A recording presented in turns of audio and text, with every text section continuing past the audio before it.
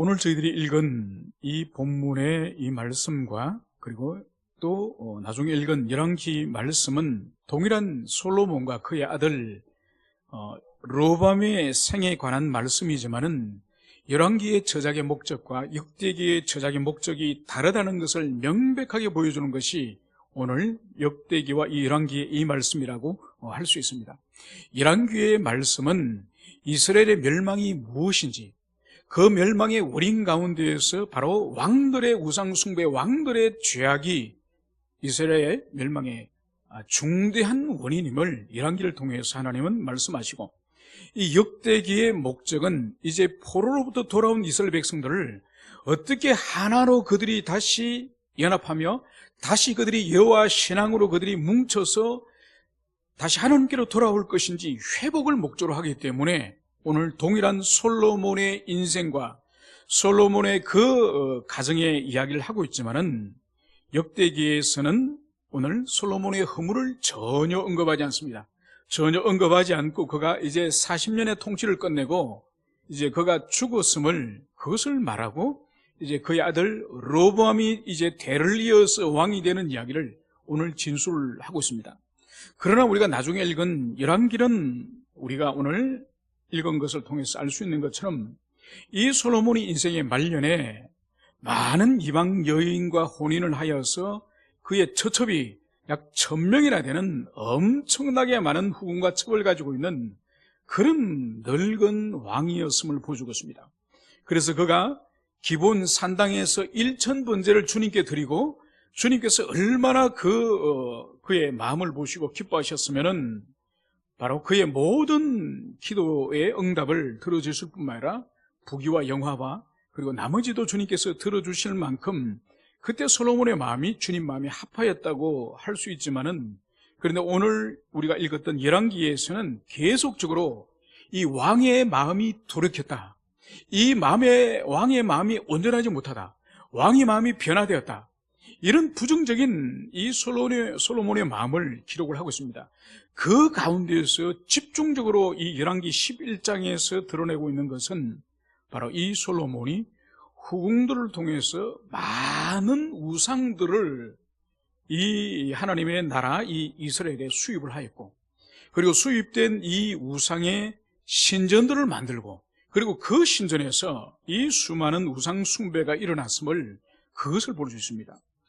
그럼에도 불구하고 주님께서는 이 솔로몬을 찾아오셔서 경고를 하셨습니다. 경고를 하시면서도 이 솔로몬이 돌이키지 않자 이제 마지막으로 경고하신 그 말씀이 바로 뭔가요? 바로 내가 반드시 이 나라를 빼앗아서 너의 신하에게 주리라, 이 말씀을 솔로몬에게 하신 거죠. 여러분, 이 말씀과 아주 유사한 하나님의 이 경고, 심판의 말씀을 어디서 우리가 들을 수 있습니까? 이것은 사무엘상에서 우리가 들을 수 있죠. 사무엘상에서 바로 사울이 하나님께 영광을 돌리지 않고 자신이 전쟁에서 승리하자 자기를 위해서 전쟁 기념비를 만들고, 그리고 사무엘이 와서 하나님께 제사 드리기를 기다리지 않고 왕이 자신 손으로 제사장처럼 그렇게 번제를 드릴 때에 하나님께서 말씀하지 않으셨습니까? 이 나라를 빼앗아서 너의 이웃에게 주리라. 여러분, 그 말씀을 듣고 난 이후에 사울이 어떻게 반응합니까? 이제 이 사울의 왕국이 이제 하나님께서 그의 신하 가운데, 이웃 가운데 주겠다고 하는 그 말씀을 이 사울이 듣고 나서 어떻게 반응을 하죠? 그것은 바로 그 이웃이 누군가 하니까 바로 다윗이라고 하는 것을 이 사울은 정확히 하는 거죠.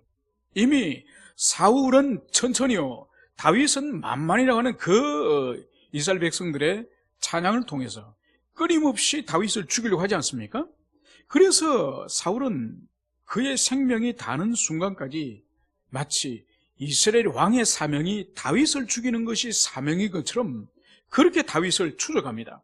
그리고 그것을 자기의 아들 요나단에게 다윗이 살아있는 동안에는 결코 이 나의 왕국이 안전할 수 없다, 반드시 다윗을 죽여야 된다, 제거해야 된다, 이것을 자기 아들이 가르칩니다. 여러분, 그렇다고 한다면은 이 솔로몬이 하나님께로부터 이제 내가 너의 이 나라를 빼앗아서 너의 신하에게 주겠다. 이 말씀을 이 솔로몬이 들었다고 한다면 이 하나님의 이 경고의 말씀, 이 심판의 말씀을 자기 아들에게 전하지 않았겠습니까? 사울이 요나단에게 그것을 유언처럼 남겨줬던 것처럼 이 솔로몬도 반드시 자신의 신하 가운데 한 사람이 자신의 왕국을 이제 차지할 거라는 그 말을 들려줬을 것입니다. 그것을 볼 수 있는 것이 바로 이 열왕기 11장 이 하반부에 가면은 이제 솔로몬에게 계속적으로 반란자들이 이제 일어납니다. 그 반란자 가운데 한 사람이 바로 이 솔로몬의 충성스러운 신하였던 여로보암이죠. 여로보암. 그래서 모든 공사를 담당하던 이 감독관 이 여로보암에게 하나님께서 선지자 아이야를 보내가지고 그 새 옷을 12조각을 찢어가지고 12조각 가운데에 10조각을 여로보암에게 맡깁니다. 그러면서 하나님께서 10지파를 너에게 맡겼다. 이 하나님의 계시를 이제 여로보암에게 주는 거죠. 그 소식을 알고 이 하나님의 뜻을 알고 이 솔로몬이 이 여로보암을 죽이려고 하는 거죠. 그래서 여로보암이 이집트로 망명을 가는 이야기가 열왕기에는 등장합니다. 그러나 역대기에는 등장을 하지 않는 거죠. 그래서 이제 본문으로 돌아오면은 이제 이 솔로몬이 40년을 이제 통치하고 이제 그가 죽고 다윗성에서 장사되었다고 오늘 성경은 말씀을 하고 있습니다. 그러면서 이제 그의 아들 르호보암이 대신하여서 왕이 되는데 오늘 르호보암이 세겜으로 오늘 가서 세겜성에서 왕의 즉위식을 하러 오늘 가는 소식이 오늘 기록됐습니다. 이것을 이집트에 있는 여로보암이 듣게 된 거예요. 망명가 있는 이 여로보암이 이것을 듣고 오늘 이 세겜성으로 이 르호보암을 만나러 가는 거죠. 바로 그때에 이 여로보암은 북쪽 지파 10지파를 대표하는 에브라임 지파의 우두머리예요. 그러니까 이 여로보암이 많은 사람들과 함께 이스라엘의 무리들과 함께 갔다고 하는 이 의미는 더 근본적으로 볼 때는 유다 지파를 중심으로 한 남쪽 지파가 아닌 북쪽의 10지파를 대표하는 에브라임의 그 대표 이 여로보암이 오늘 이 솔로몬의 아들 이 르호보암을 이 여로보암이 만나러 갔다는 그것을 우리가 기억해야 됩니다. 그래서 이 여로보암이 이제 솔로몬의 아들 여로보암을 찾아가서 오늘 요청한 것이 바로 4절부터 오늘 등장하는데 그것이 바로 뭔가 하니까 왕의 아버지 솔로몬이 그동안 우리에게 고역과 무거운 멍에를 매게 하였습니다. 이제 왕께서는 그 무거운 짐을 이제 가볍게 하면은 우리가 왕을 섬기겠습니다. 이것을 오늘 북쪽 지파를 대표한 여로보암이 이제 르호보암을 찾아가서 오늘 그 협상을 하러 오늘 간 거예요. 여러분 여기는 지금 성경에 기록되어 있지 않지만 이 두 사람의 내면에 아주 팽팽한 긴장을 우리가 기억을 해야 됩니다. 바로 뭔가 하니까 이 솔로몬의 아들 르호보암은 백성들의 대표를 이끌고 온 이 여로보암이 자신의 왕국을 위협하러 왔다는 것을 이 솔로몬의 아들은 알고 있습니다. 그리고 이 여로보암 또한 북쪽 10지파 대표들과 함께 와서 지금 이 르호보암의 마음을 떠보는 거예요.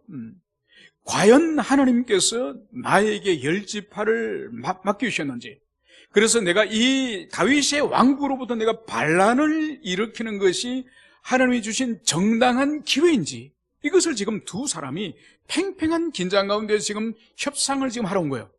그래서 당신 아버지가 우리에게 13년 동안 성전 건축과 왕궁 건축에 우리를 동원시켜서 그렇게 인생들에게 백성들에게 많은 짐을 맡겼는데 이제 당신이 새로운 왕이 되었으니 선정을 베푸시고 이제 백성들에게 짐을 감경해 주소서. 이것을 오늘 이 여로보암이 솔로몬의 아들 르호보암에게 오늘 요청한 것을 볼 수 있습니다.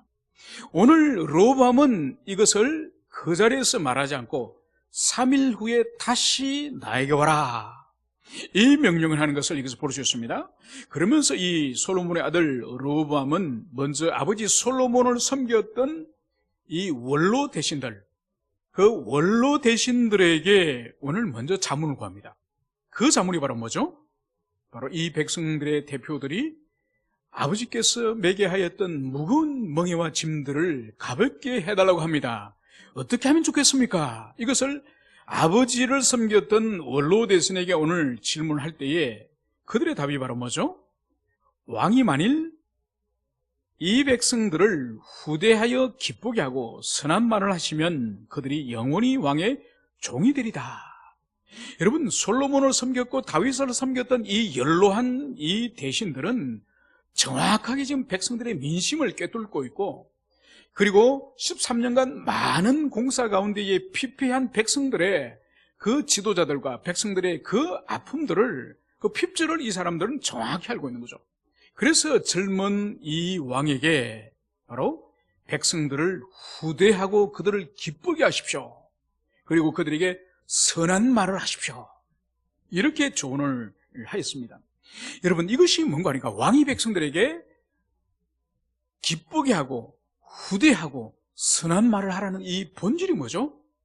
목자답게 처신을 하라는 거예요.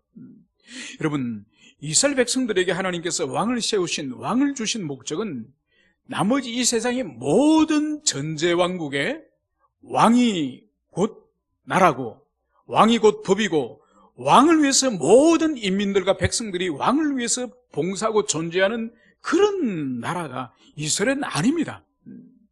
이스라엘의 존재 목적은 신명기 17장에서도 있는 것처럼 백성들보다가 처첩이나 은금이나 아니면은 권세나 어떤 병마나 권세나 능력이나 이런 것을 하나님은 절대로 많이 소유하지 말라고 하는 거예요.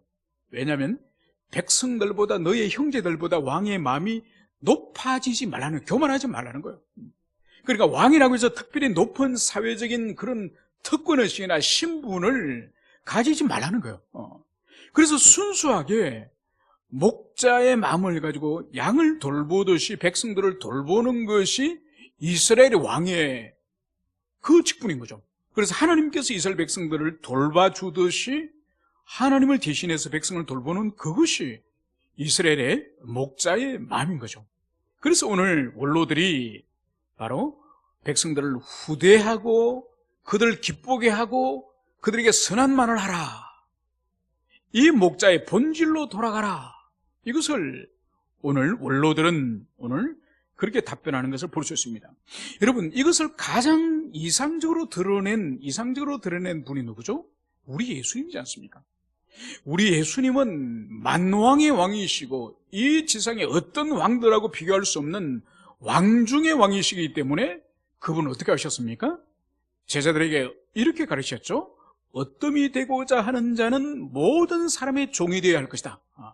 여러분, 이것이 바로 이스라엘의 왕직의 사명이고 하나님의 교회와 하나님 나라의 왕직의 사명이 어뜸이 된 자는 가장 낮아져서 모든 자를 섬기는 종이 되는 것이 바로 예수님이 친히 가르치신 지도자 왕직의 사명인 것을, 그것을 보여주는 거죠.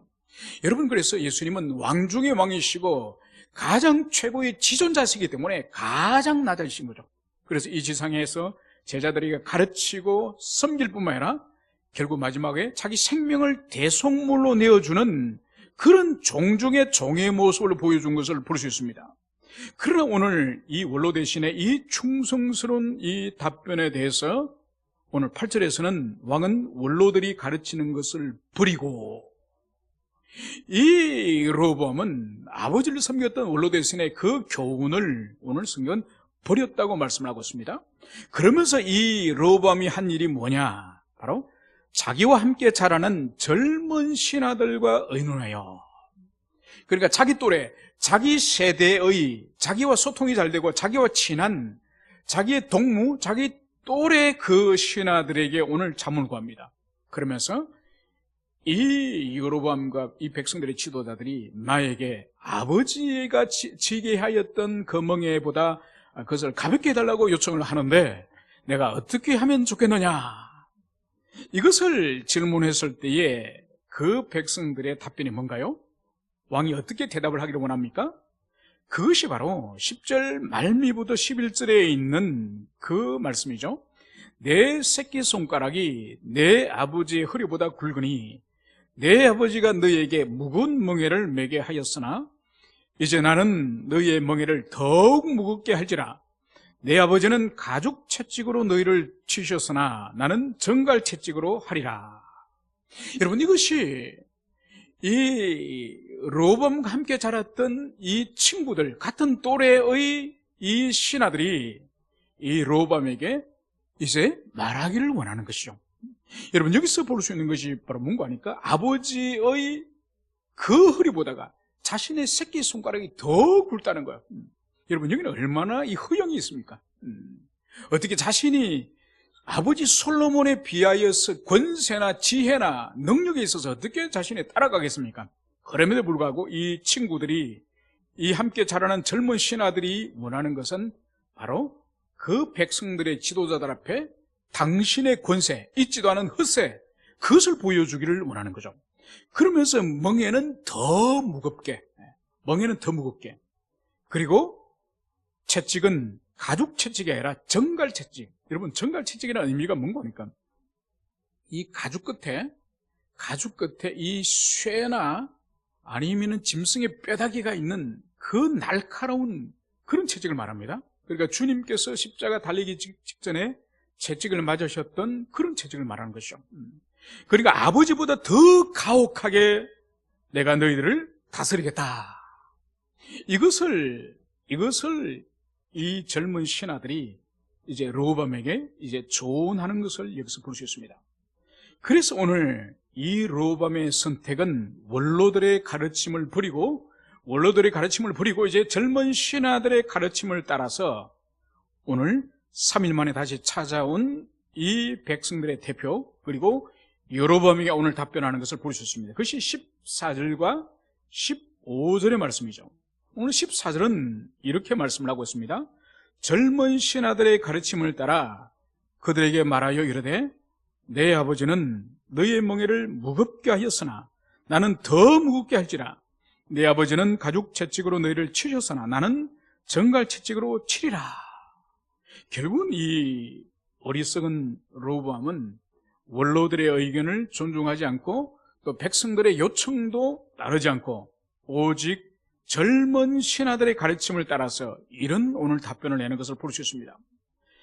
오늘 이 답변에 대해서 오늘 15절은 명백하게 이렇게 말씀을 하고 있습니다. 왕이 이같이 백성의 말을 듣지 아니하였으니 이 일은 하나님께로 말미암아 난 것이라. 여호와께서 전에 실로 사람 아히야로 하여금 느밧의 아들 여로보암에게 이르신 말씀을 응하게 하심이더라. 여러분, 여기서 우리에게 발견되어지는 아주 중요한 교리가 있습니다. 바로 지금까지 이 새로운 왕, 이 로보암이 찾아온 여로보암과 백성들의 대표를 향해서 오늘 이 멍에를 가볍게 해달라고 하는 이 요청에 대해서 더 무겁게 하고, 그리고 정갈의 채찍과 그리고 이들에게는 더 엄격하게 그렇게 다루겠다고 하는 이 왕의 의지와 이 결단, 이것은 바로 오늘 15절에 따르면 하나님께로부터 난 일이다, 이 말씀을 기록을 하고 있습니다. 이것이 왜 하나님께로부터 났느냐? 그것은 바로 열왕기상 우리가 11장에서 읽었던 것처럼 이 솔로몬이 우상을 숭배하는 많은 죄를 범하고 그리고 하나님께서 이제 이 나라를 이제 쪼개어서 이제 너의 신하에게 이 나라를 주겠다, 솔로몬에게 그렇게 말씀하였을 때에 하나님께서 이미 이 나라의 이 분할, 이것을 하나님이 이미 계획하신 거예요. 그래서 그 하나님의 뜻이 이제 이루어지는 그 시점이 오늘 이 역대하 10장의 이 시점에서 오늘 이루어지는 거예요. 그런데 이루어지는 방식이 어떤가요? 이루어지는 방식이 이 젊은 왕 로보암의 이 어리석은 이 지혜, 자기 친구, 자기 또래의 친구의 이야기를 듣고, 그래서 자신이 전제 왕권을 휘둘러서 이제 이 여로보암과 백성들을 힘으로 억누르 보려고 하는 이 헛된 야망, 그래서 순수히 자기의 의지로서 이것을 선택하는 이 순간, 오늘 16절은 이렇게 마지막으로 말씀을 하고 있습니다. 온 이스라엘은 왕이 자기들의 말을 듣지 아니함을 보고 왕에게 대답하여 이르되 우리가 다윗과 무슨 관계가 있느냐? 이새의 아들에게서 받을 유산이 없도다. 이스라엘아 각각 너희의 장막으로 돌아가라. 다윗이여 이제 너는 내 집이나 돌보라 하고 온 이스라엘이 그의 장막으로 돌아가니라. 여러분, 결국은 이 로보암의 어리석은 이 말, 백성들의 의견도 수용하지 않고 원로들의 의견도 수용하지 않는 이 독선적인, 그래서 백성들을 더 학대하면서 더 전제의 왕으로 변한 이 로보암의 이 말에 의해서 오늘 16절에서는 드디어 이 왕을 찾아온 온 이스라엘이 이제 왕이 자신들의 의견을 수용하지 않음을 보고 이제 다윗이 우리와 무슨 관계가 있느냐? 이새의 아들에게서 받을 유산이 없도다. 이 최종적인 결론을 여기서 내리는 것을 봅니다. 그래서 이 로보암의 이 발언, 이 결정, 이 정치적인 결정, 이 결정이 오늘 결국은 10지파가 이제 분리되어서 나라가 분단됨을 여기서 보여주는 거죠. 여기서 볼 수 있는 것이 바로 뭔가 하니까 하나님께서 민족과 나라를 나누기로 작정하신 이 주권적인, 역사의 주권적인 하나님의 그 뜻이 오늘 로보암이라고 하는 이 어리석은 왕의 의지와 결단, 이 결단을 통해서 오늘 하나님의 주권이 이루어지는 것을 보여주는 거죠. 그래서 여기서 볼 수 있는 것이 인간의 자유의지와 그리고 하나님의 이 주권이 여기서 신비롭게 조화되는, 신비롭게 성취되어지는, 그래서 하나님의 주권이 인간의 자유의지를 억압하지도 않고 인간의 자유의지가 하나님의 주권을 침해하지도 않는 이 신비로운 이 조화에 의해서 역사의 거대한 이 국가의 분단, 민족의 분단이 오늘 여기서 이루어짐을, 그것을 여기서 볼 수 있습니다. 이제 말씀을 정리하고자 합니다. 오늘도 마찬가지입니다. 오늘도 하나님의 우리에게 주신 언약의 말씀 반드시 이루어집니다. 결코 하나님의 말씀은 1.1획도 떨어지지 않는다고 말씀하셨습니다. 그럼에도 불구하고 그 하나님의 그 말씀은 기계적으로 그 말씀이 이루어지는 것이 아니라 우리의 어떤 순종에, 자원하는 순종에 의하든지 우리가 자원하는 죄의 선택에 의하든지 반드시 우리 인간의 자유의지에 의해서 이루어짐을, 그것을 우리는 기억해야 될 것입니다. 그래서 하나님의 말씀을 우리가 대할 때마다 이 말씀이 반드시 이루어진다고 하는 그 두려운 그 생각과 함께, 그리고 우리의 의지적인 선택에 의해서 우리가 선을 선택하든지 악을 선택하든지 반드시 그 선택에 의해서 하나님의 뜻이 이루어짐을 우리가 항상 하나님의 말씀을 대할 때마다 두렵고 떨림으로 그렇게 살아가기를 축원합니다. 함께 기도하시겠습니다.